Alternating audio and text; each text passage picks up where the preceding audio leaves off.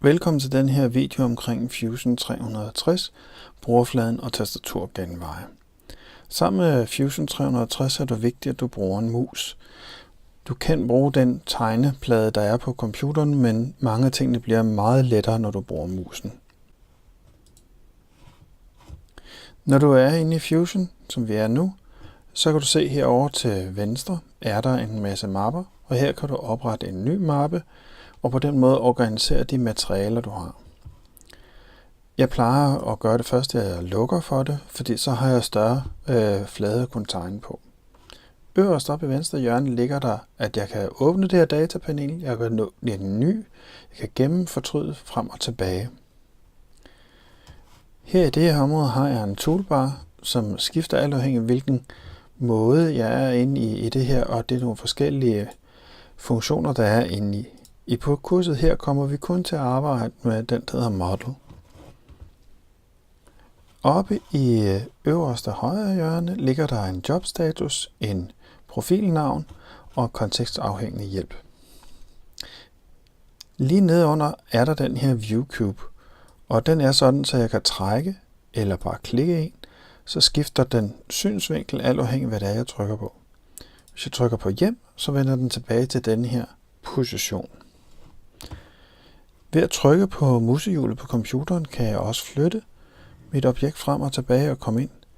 Jeg kan scrolle med musehjulet og også gøre det større og mindre. Hvis jeg holder Shift nede og holder musetasten nede, så kan jeg samtidig dreje lidt rundt i min brugerflade og få set tingene fra forskellige sider. Hvis jeg ligesom kører lidt vild, så trykker jeg igen op på huset, og så vender jeg tilbage til udgangspunkt. Herover til venstre har jeg ligesom en browser, og kan se, at det er et hængsel aftageligt, og der er forskellige menuer, der er åbne her. Bodyen, hvis jeg prøver at tænde og slukke for en, så kan man altså tænde og slukke for de her ting. Ligesom at jeg kan tænde og slukke for forskellige tegninger, så man kan ligesom se, hvad er bodyen tegnet ud fra, altså de her sketches. Jeg tænder lige for bodyen igen og slukker for de her sketches.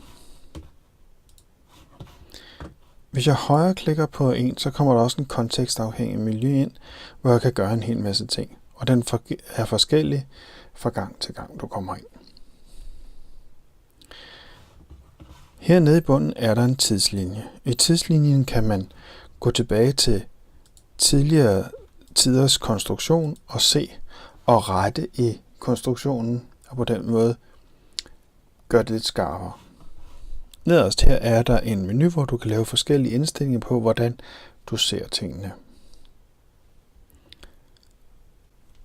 Inde på Padletten kan du også finde den her forklaring på, hvor de forskellige steder er, som du kan se. Og nederst ligger der lige en beskrivelse af, hvordan du bruger musen, og hvordan du kan zoome ind og ud. Både til Windows og til Mac-brugere.